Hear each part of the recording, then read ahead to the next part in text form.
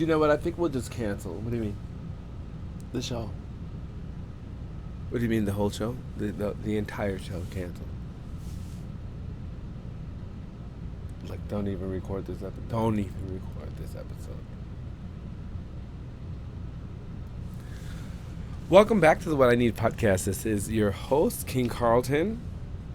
And I had to cancel our other topic because, no, literally, I had to cancel the other show topic because it was a power of prayer part 2.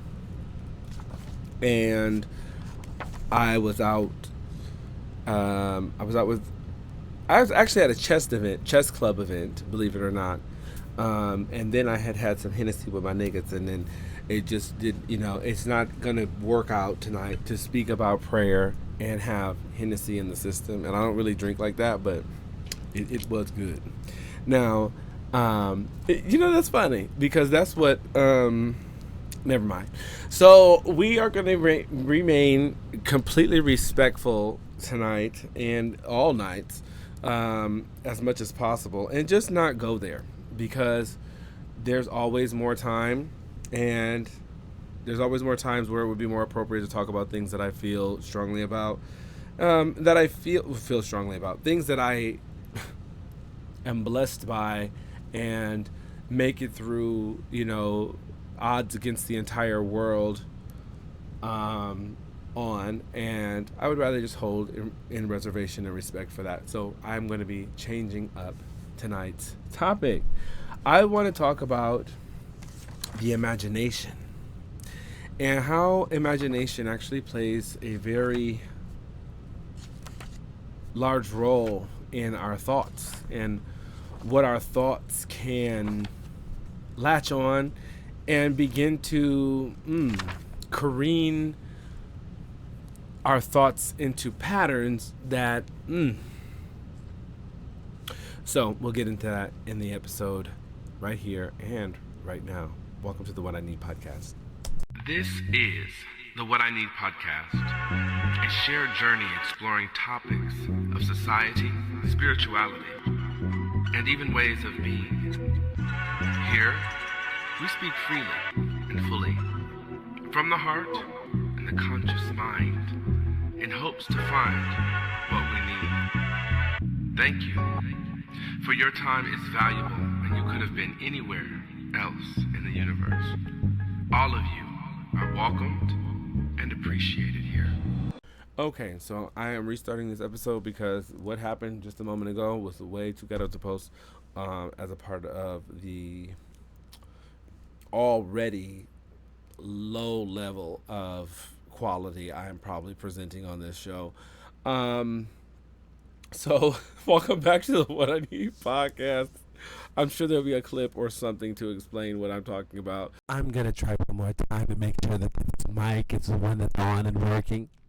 But welcome back to the What I Need podcast. This is your host, King Karlton. What's up, y'all?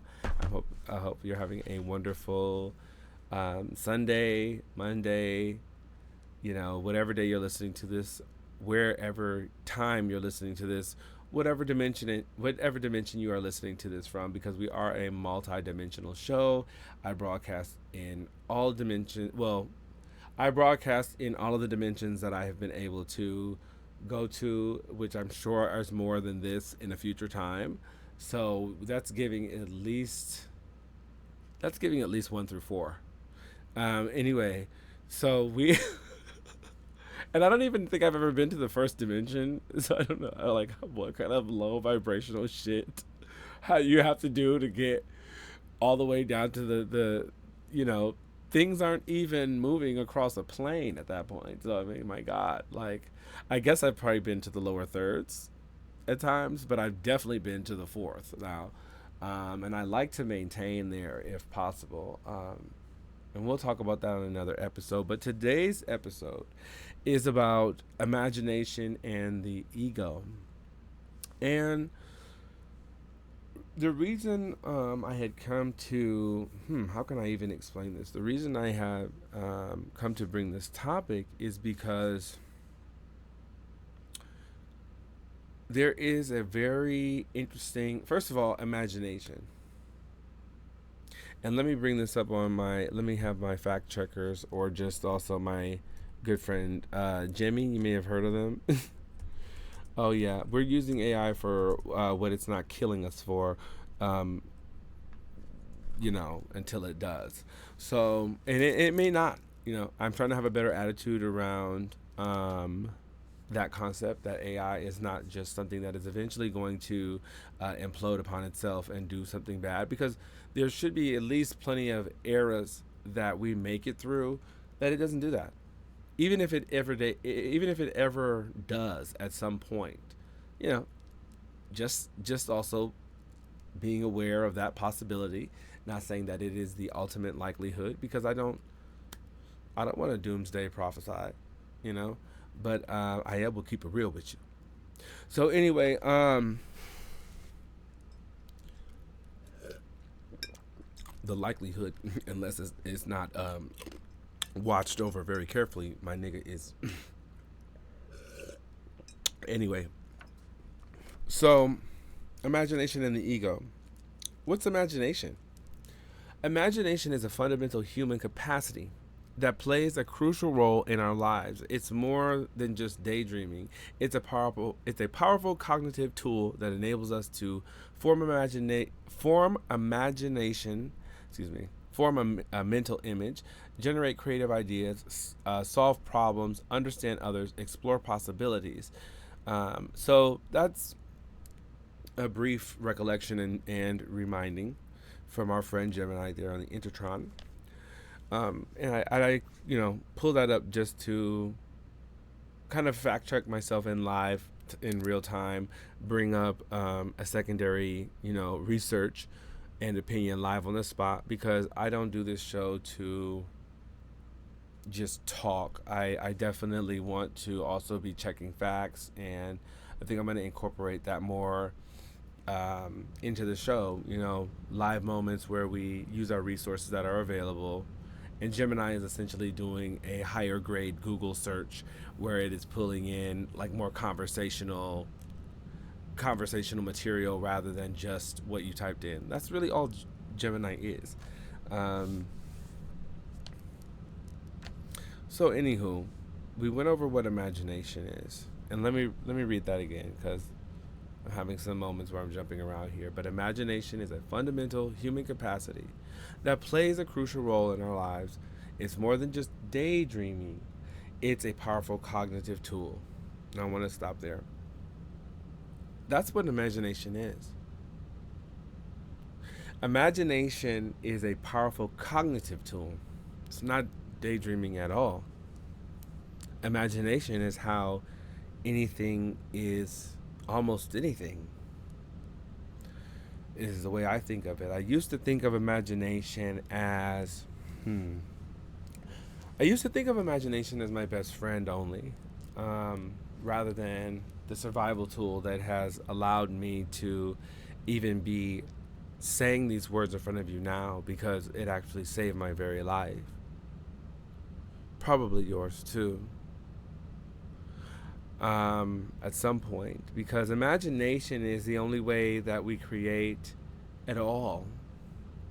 And I have had these conversations before where words like creativity, they get, words like creativity and imagination, they often get put in the category of art and our artistic side.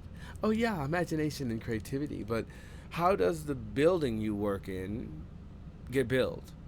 It comes from a blueprint that someone had to put together with not only facts, but they had to build a graph, or they had to build, use a computer program or something of that nature. Excuse me. These things all emerged from someone's creative idea, which their imagination even further put together. This is what imagination is. Not just something for the elective class during your high school days, not something that's the art school majors concern and the doctors and lawyers and most professional types leave behind. Nobody leaves it behind. Elon Musk doesn't leave it behind. Jeff Bezos doesn't leave it behind. Oof, even that Trump, even he doesn't leave it behind. Well, maybe he leaves it behind. I don't think I might be giving him a little bit too much credit. Anyway, this isn't a show about politics. Society is the closest we get to that. Um, everybody essentially uses imagination as a very, I think, powerful part of not only our mental process, but even as a part of our conscious. So I wanted to bring that up. As a part of my journey, I had times where anxiety and I would say anxiety and paranoia have been allowed to go beyond the boundaries that I had set for them. Because I think we all have boundaries set for that. And sometimes it's hard to be in control of that per different effects and things that happen.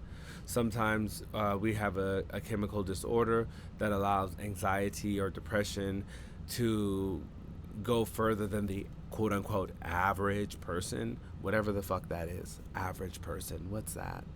Um, so when anxiety, and I usually have more of an issue with anxiety rather than depression because I am an optimistic prime. I may have one day where, there's doubt and stuff, but I get bored with that very quickly because my mind is very much geared towards, um, I don't know. There's a lot of reasons why depression isn't my uh, anti-zhuzh. um, my anti-zhuzh. Anyway, um, my anti-zhuzh is more. I feel like I need to explain this word that doesn't exist now. My anti-zhuzh is anxiety, and anxiety is something that basically affects your stress centers and the mind. Okay, the reason I'm mentioning anxiety and imagination,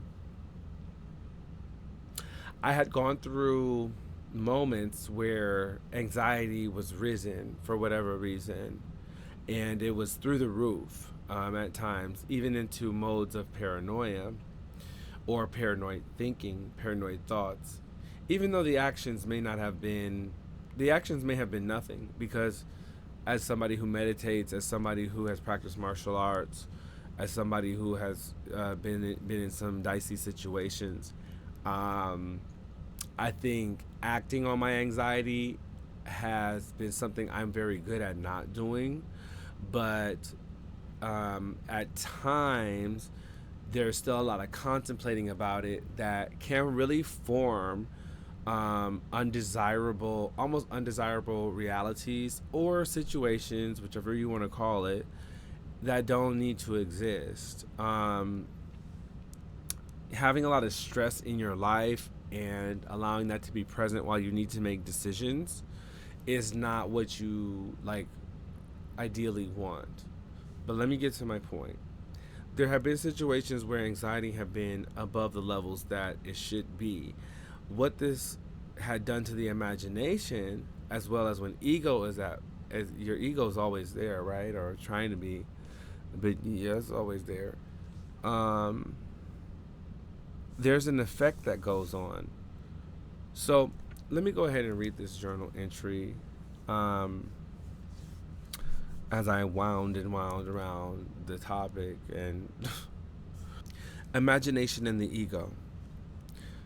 February 3rd, 2025. I've allowed myself to heal the last few days.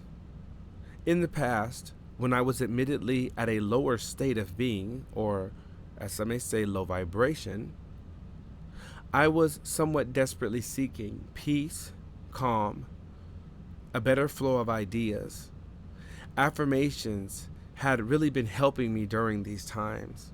I also noticed in the following days, during my reattempt at better or higher ways of living, that my practice in affirmatives during the lower phases seemed to furnish a power. I noticed that speaking into my imagination, such things as, I have love in my imagination, I have hope in my imagination, I have peace in my imagination, I have a pure imagination, proved to have an amazing effect. I don't exactly know where the idea emerged from. I suppose the desire to survive myself and my pain. The mental hurt and torment I was facing seemed to produce the antidote I needed to remedy the issue I was encountering. Upon further research, what I found is a dynamic, complex, yet simple concept. The ego and the imagination were heavily interacting. The situation, in fact, was that the ego was using the imagination as a vehicle to torment me. My imagination is one of the most powerful things God has equipped me with. It is not only the way I think of anything forward or, moreover, my own mind, the world, excuse me, it is not only the way I think of anything forward and maneuver, my mind, the world, creating ideas, dreams, and creative projects. The situation, in fact, was that the ego was using the imagination as a vehicle to terrorize me. My imagination is the most powerful thing God has equipped me with. It is not only the way I think of anything forward and maneuver my own mind, the world, and create ideas, dreams, and creative projects. It's a huge concept of mind and consciousness. It was becoming slave to the ego, being bullied by this at times out of control bastard my ego was attempting to become, even though it's not that. As I begun to put some awareness on the concept of all this, it became clear. I need to give more love and care to this area. Well, areas. Through my ability of sight, which I still don't know the extent of, I was able to see changes cosmically inside of me when I began consciously influencing and reconditioning the imagination. I think we overlook the imagination greatly when we become adults, leaning more in the ego, mind, and far more linear concepts. Imagination and imaginary are not the same thing in the slightest, but by definition and beyond. It was a huge mistake to blend the two. Something major is lost in the process. I do not dare compartmentalize what thought. That would only be another naivety, foolish to embark on. I can hear my inner child saying, I told you. Now begins a powerful journey of healing the imagination, just in time that its friend consciousness has arrived, lovingly to put the ego back in its proper place, allowing the universe to expand in beauty instead of terror. There's a huge difference in between imagination and imaginary. And that's another reason why I bring this episode. In my journal entry, I'm sharing of a time, again, where those things had become affected and were being toyed with by the ego, which was also let off its leash to kind of like attack the rest of the mind. And I do think this happens to people more than, I think that situation happens to people in more situations than, whatever I face personally. I think it happens in day-to-day life. I think it happens every single day. I think it happens when people, aren't practicing mindfulness, don't have a mindfulness practice because they're maybe just discovering it. It's not anything that's like, oh, I want you to feel bad about not being aware of the interaction of your ego with other functions of your brain. But see, a lot of the reasons why we be having problems in the first place is because the ego is not in check, and the ego is suggesting that you feel ways about this and that. Actually, the ego is not even suggesting that you feel ways. The ego is like at times fucking with you.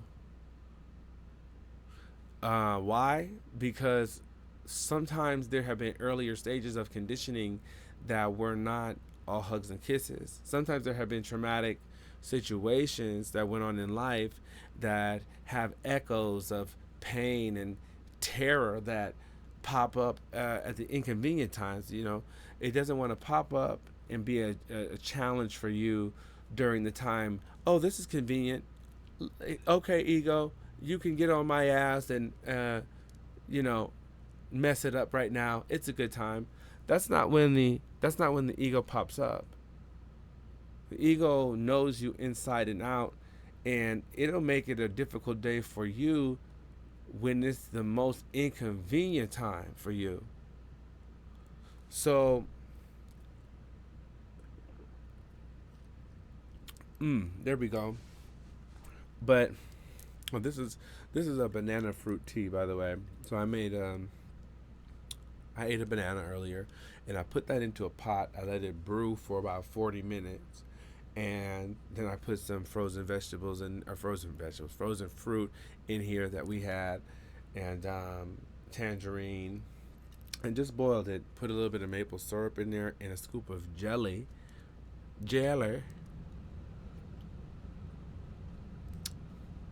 and then that way you don't need to drink Kool-Aid.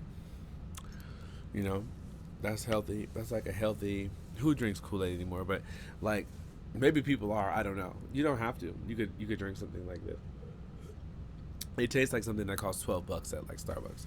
Anyway, seriously, made from home for cheap, for free, damn near.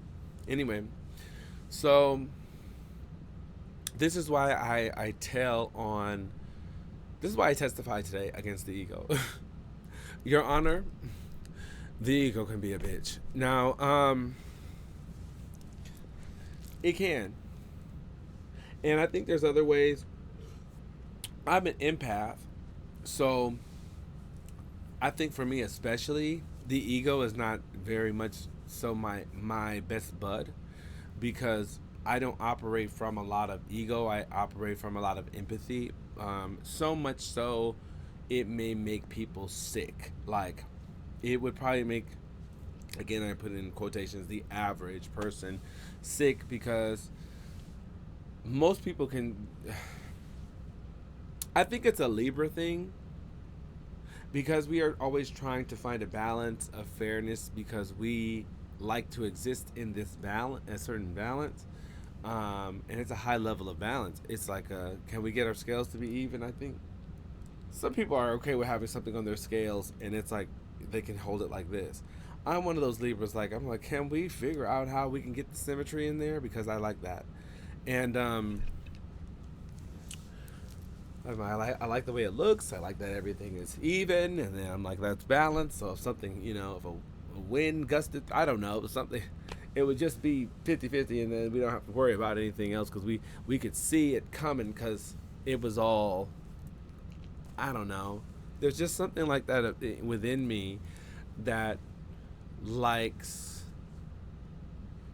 to have it be this level of balance. So I think empathy becomes, it's not a hindrance, but it is something my mind goes to a lot more, and it's kind and it's compassionate, and that's great. Um, in today's world, seems like people ain't always focused on that. So, you can end up being in situations where you really need to, self-preservation needs to be considered more than it had, and when it's not, it can kind of put you in some goofy situations. And I've been kind of learning, and I think I've gone through some spiritual maturity, during this time. I think I've gone through another level of adulting, maturing within emotions, and kind of personal ability within the last couple years, and that comes through not as like our physical, like when we become adults, oh, I get taller, it's that it's not a high school going through puberty type thing, and it's not like getting through your early 20s and you're 25 now. It's kind of like being this level of adulting and maturing was very spiritual. And I think that comes maybe in your early 30s or your 30s, because a lot of the things that are physical, you have already matured into, even being into your fully grown adult body.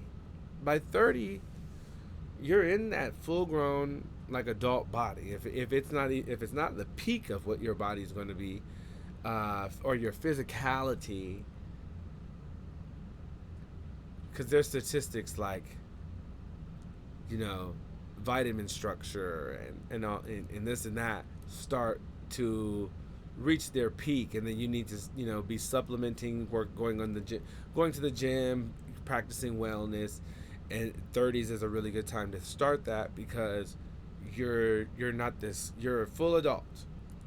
And I think what evolves at that point is, for me, it was like spirituality kind of started to peek its head out, and also where a settling of my emotions ended up. Your temperament. A lot of people say people get stuck in their ways at 30. Oh, if they're like this by the time they're 30, they're not changing. You hear that a lot. So I think our emotions and a lot of parts of our spiritual body begin to, if not show themselves more, you have some kind of experience. They call a midlife crisis. This forces you to get deeper in your emotions, deeper in your faith. One or the other, both, I think, around that age. So, imagination and the ego.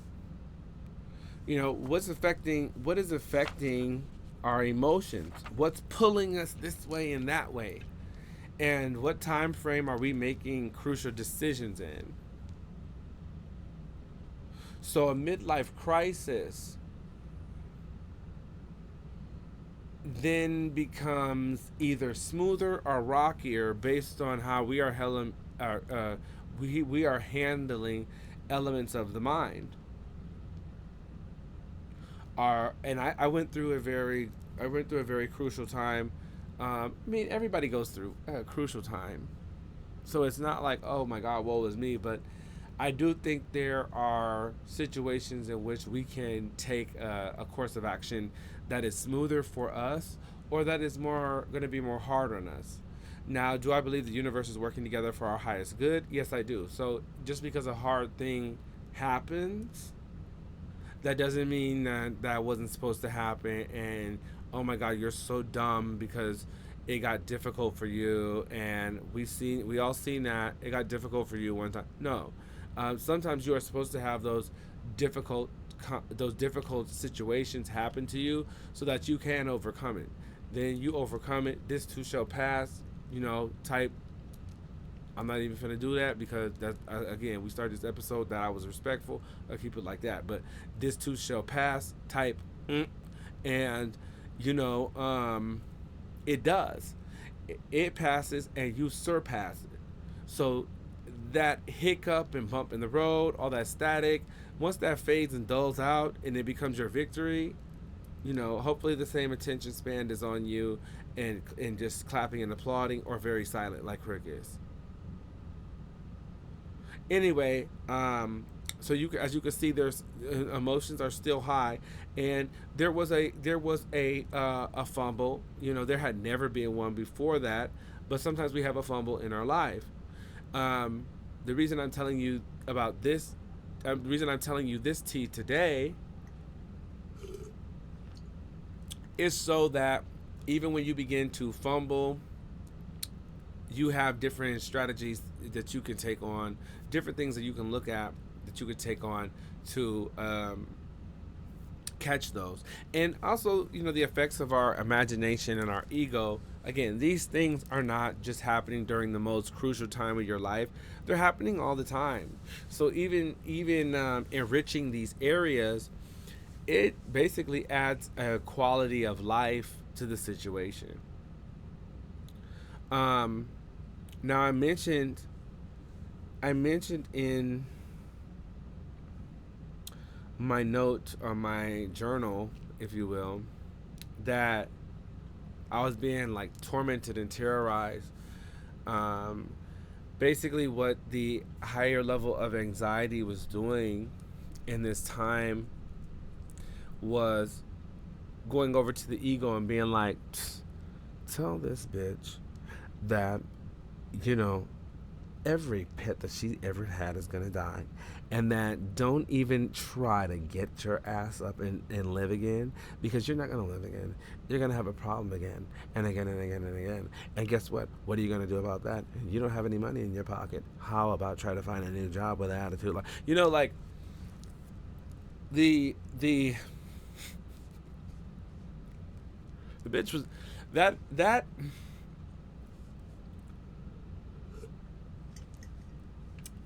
you don't want your ego in haterade mode talking to your imagination like that, because the imagination is like, I feel like the imagination is like that friend that's almost like, the only thing I could think about is like having a friend that's kind of a blonde. And I mean, they don't have to be Caucasian. They could literally be your friend that bleached their hair blonde, because those blondes are blonde's a blonde. They're trying to have fun, and they're like, "What? Okay." Like, I've been a blonde before, so I could say that. And it doesn't matter if it's Kelly or Keenan, honey. Now,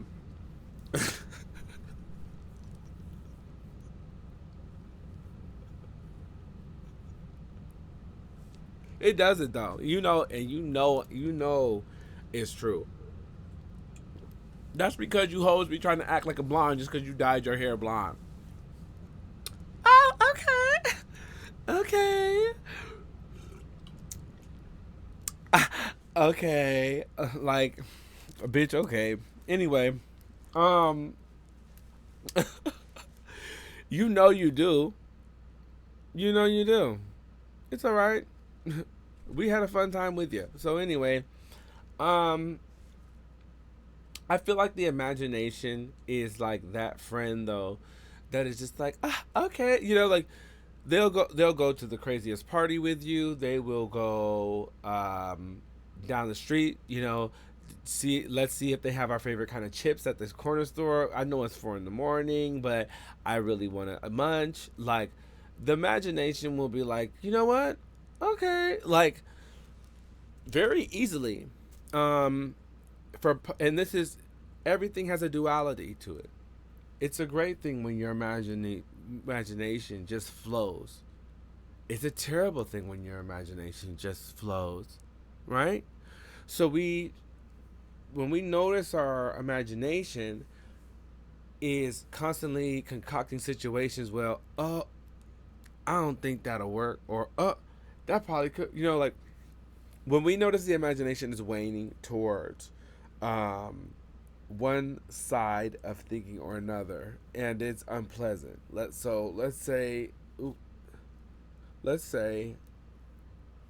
and I got to get done with this episode soon because I have some other responsibilities, but this is also my responsibility, and it's a personal joy for me. So I'm making sure I'm making time for it. But when we notice our imagination is constantly concocting storylines that we don't want to be in, we need to look at that. I think that's something I was able to notice as a creative, because my imagination and my creativity is used for my day-to-day joy in life. It's used for music. It's used for clients. So when my imagination is not functioning in a proper way, which I mean optimistic prime, something is not right. I was able to notice that through meditation and also through what them things I just mentioned. I think people that are maybe not as creative, this may be information that seems you probably didn't even listen this far into the podcast because you thought the imagination was something else. The imagination is all the way you think and everything you got almost. So if it's not a positive idea, we need to begin reconditioning the imagination and working on doing our mental self-care, doing our mindfulness practices, doing our meditation, and reconditioning that imagination, honey, because you should not be imagining nothing bad for yourself or others. You should be imagining the highest reality possible for yourself and others. You hear me? The highest reality possible for yourself and others. That means everything is going great. That means you are doing the best in living the best life, thinking the best life, conceptualizing the best life, thinking that you are able to and that you will be able to get done the you should be focused on that which is higher. How do we focus on that which is higher? Well, we would imagine something akin to the most high, um, the most highest situation, the best outcome. Why would you imagine anything else better than the best outcome? Question. Now that's deep. Why would you imagine anything?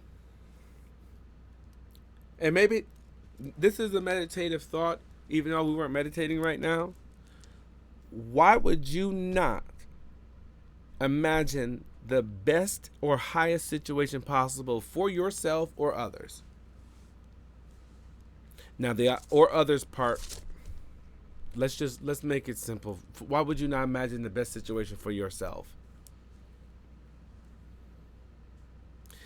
When we begin to unlock and unfold that question, we need to get out we need to get out the gavel. Well, if there's a courtroom in your mind, yeah, we might need to, because we need to have courts in session. Now, which one of you hoes, was it the subconscious, was it the ego, okay, was it just the mind? Which one of you bitches had me thinking less than the highest good up in this imagination? Because somebody's getting executed. No, you can't execute any of those. You can't execute any of those. But unlike, our industrial prison system, we can rehabilitate our mind. God. Okay, so we can rehabilitate our own minds, and affirmations is one of those things. Now I mentioned that it had cosmically, where are we at? We're at 42. Okay, that should be the end if you know what I'm talking about. But anyway, we can rehabilitate the mind. I had mentioned seeing cosmically in sight. I had developed an ability. Have developed an ability which I guess categorizes as sight.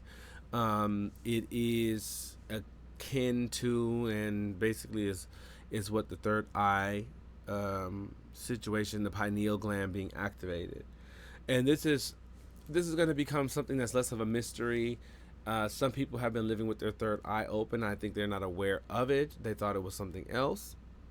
Luckily, I have been doing my research and happened to find that either the emergence of that within myself is or has happened.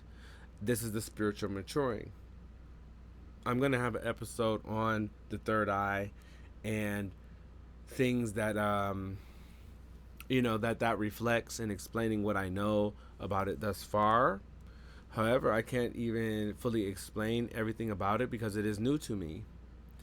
I have a couple other friends that I know have this situation as well.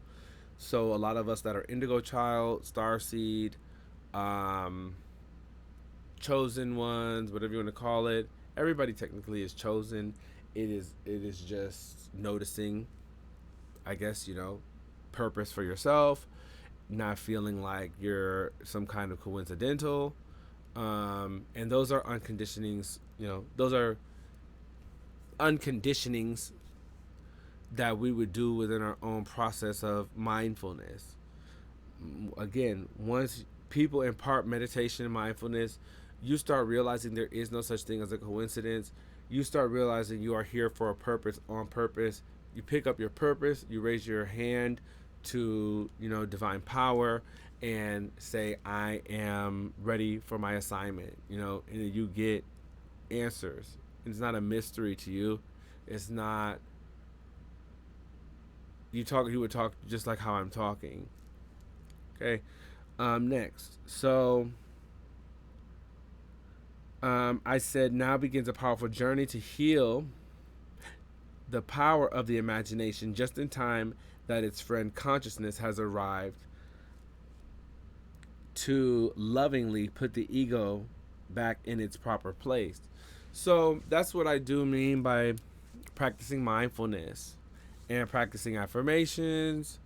Um, of course, even pursuing therapy, but also and mainly and mostly, I'm advocating for having your own daily practice. I think a lot of times, have we started having daily practice at early ages, having mindfulness at early ages, there wouldn't be any, there'd be a lot less situations created.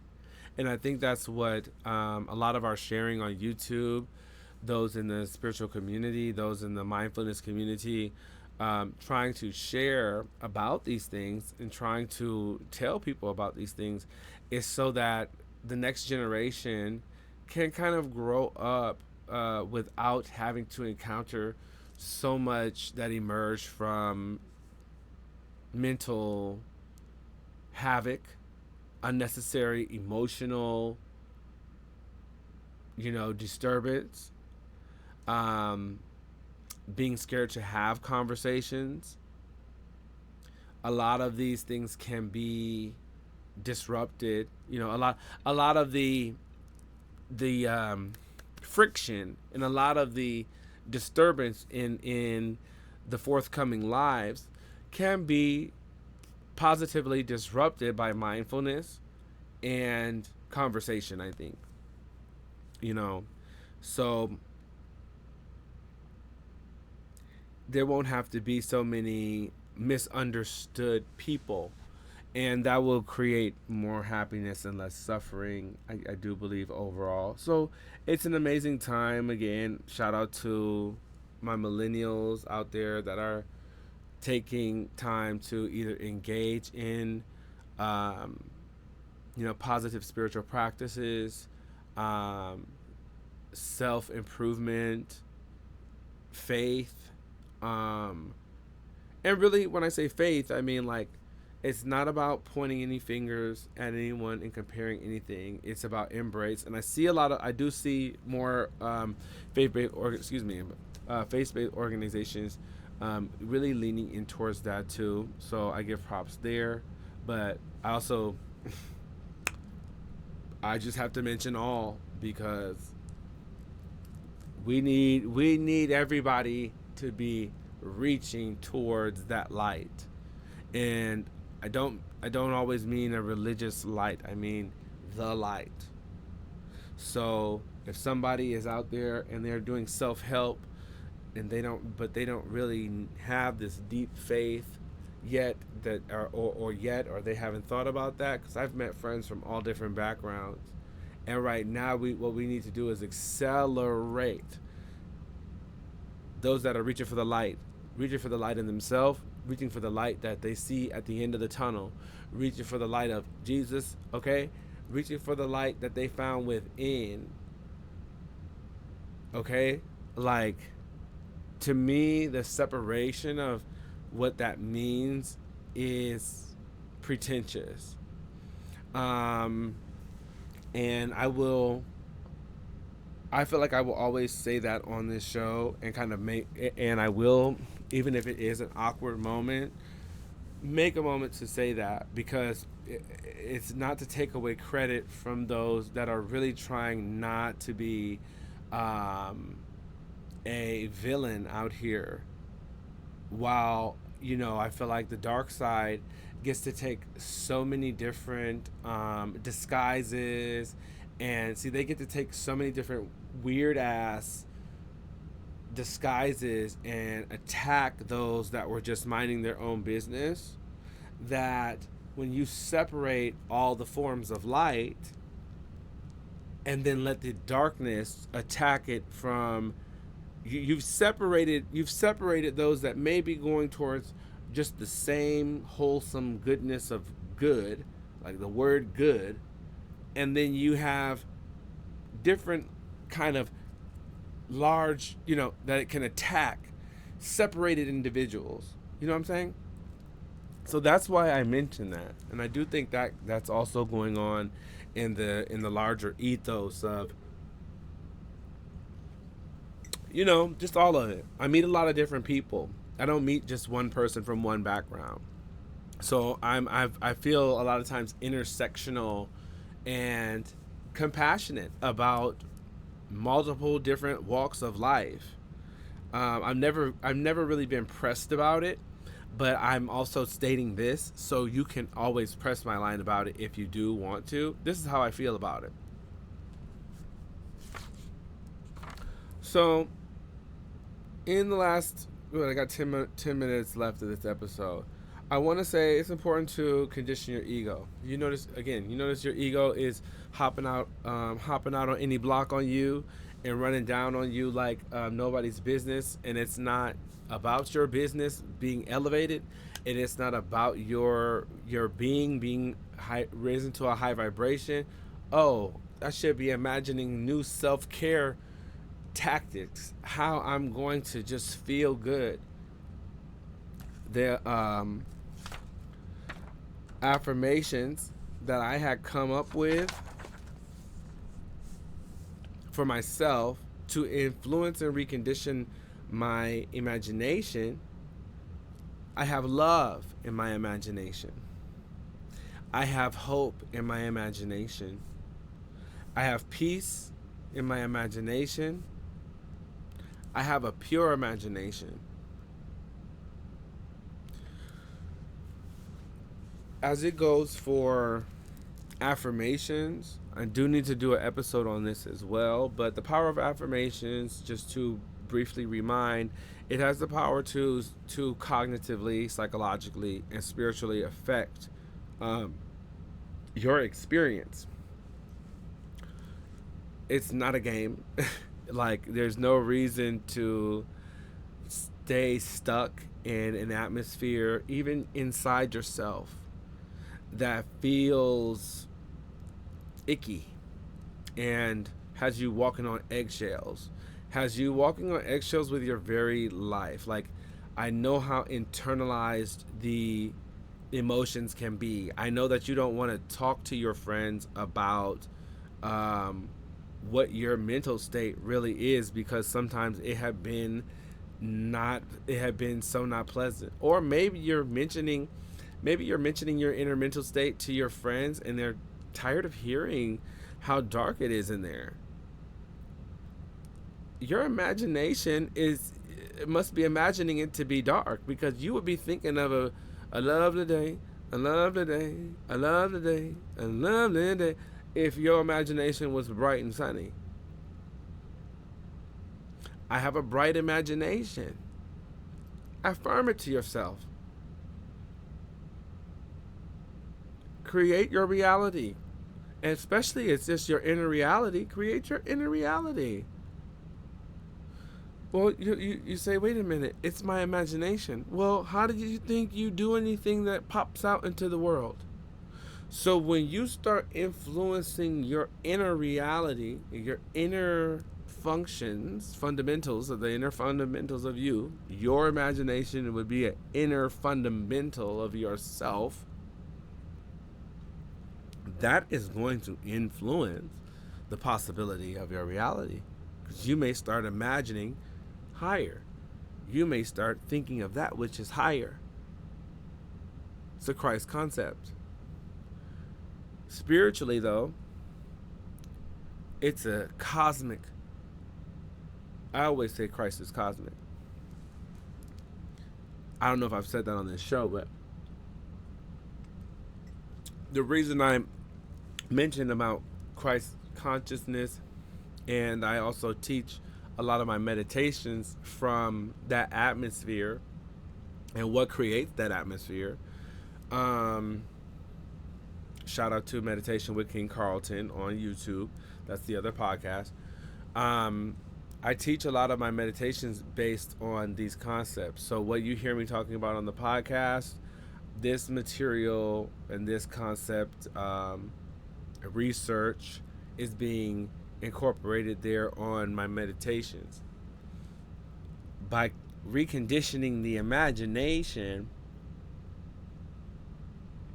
we are possibly, if not even possibly, we are setting up the mind, our consciousness, our inner reality to be at a higher vibration, be at a higher aspiration, be at a higher inspiration to create another day for us that has a heightened joy, that has a heightened idea, that has a heightened concept, that has a heightened view.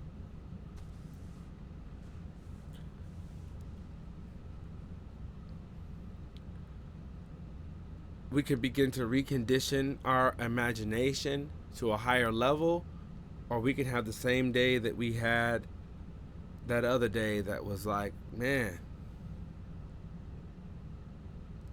you don't want to have that day over and over again. And some of us, let me throw some encouragement on it. You don't deserve to have that day over and over again. You don't. And you have to be real with yourself. Here's another question. Or the first question was, why would you not imagine the highest good for yourself?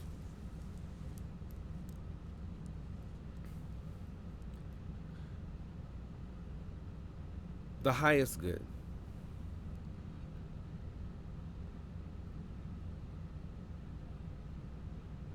And then you just maybe do a journal prompt off of that. Am I imagining the highest good for myself?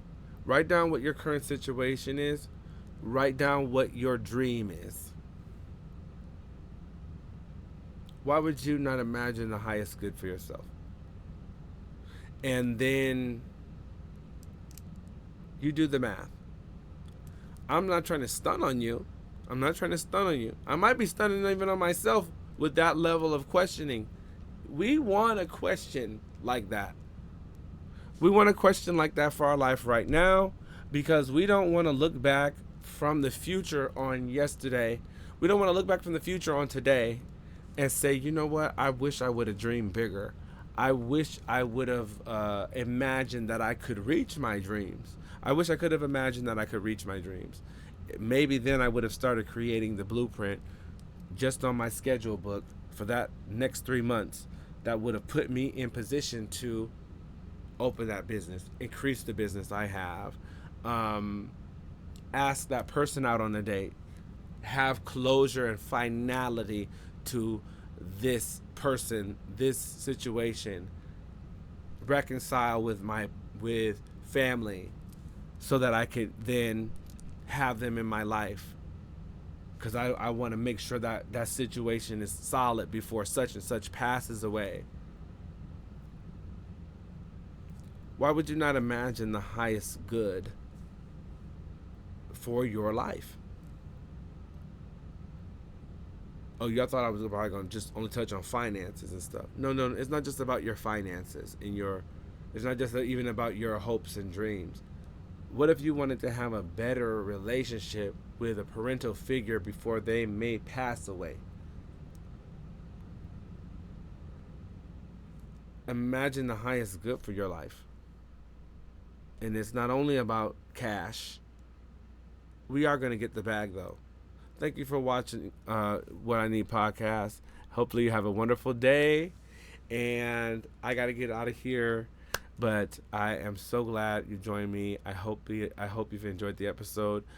Feel free to leave any questions, comments, concerns into the comments. Subscribe, share, all that bullshit. And yeah, like hit me up. Like hit me up in is in the comments, and then there's function presents the other things that we do. Obviously, I can't advertise that on this podcast, but you know, type. All right, bye. Add a little further context. When I first, sorry, I'm trying to type and speak at the same time.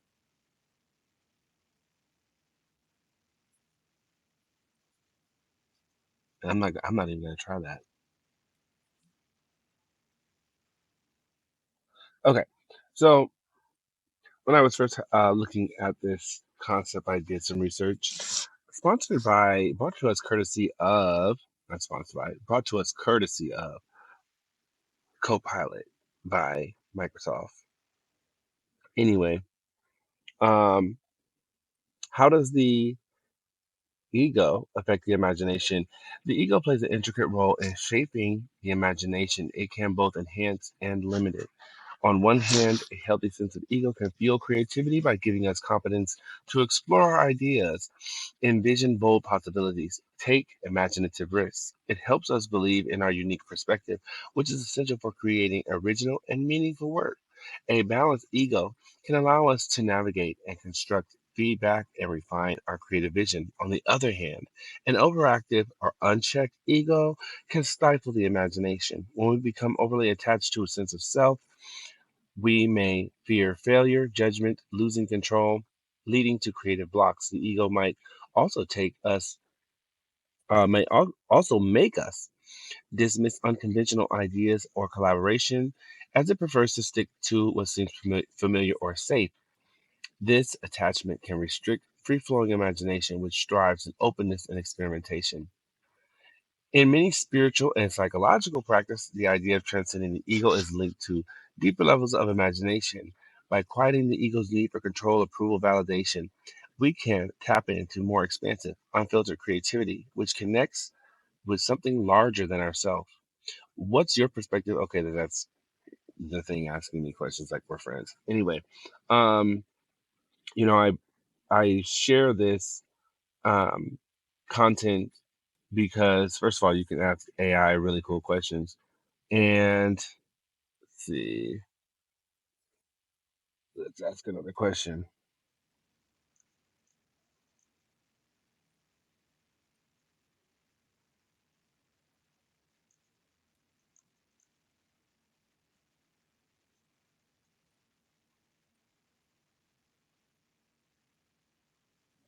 Okay, when the ego becomes negative or out of control, it can cause significant challenges both internally and externally. Here's how it might manifest.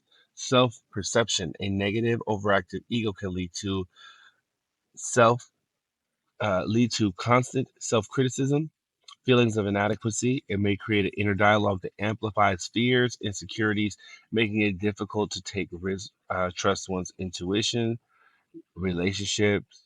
Let's see, creativity. When the ego is in turmoil, it may impose rigid beliefs about what's possible or what's acceptable, stifling innovation. So I wanted to again expand some of the information today and show you guys how to even question things via the wonderful atmosphere of situations like Copilot and Gemini. Um, but yeah, that's what I wanted to bring up that, when that ego is left unchecked, when the transcending of the ego is not a part of mindfulness practice, and you have a bold imagination, um, it can quickly enter you into a world of unpleasant unpleasantries. Um, and you want to use practices like meditation, affirmations, gratitude journaling that can greatly reframe negative thought cycles, fostering a more balanced sense of self. That's why I like to tell you guys to journal, meditate, do your affirmations. Join us on Meditation with King Karlton, and let's begin taming that ego. Let's begin affirming positive things. Make sure you're doing your gratitude journal at least every month. You know, I am in gratitude for 1 through 10. I am attracting positive things 1 through 10, and or whatever number resonates with you. Saying those at the top of your morning, making it a part of your practice, it has a large effect on what goes on following that. I hope you guys have a wonderful day. Thank you for watching, listening, subscribing, and liking and sharing to the What I Need podcast. Peace.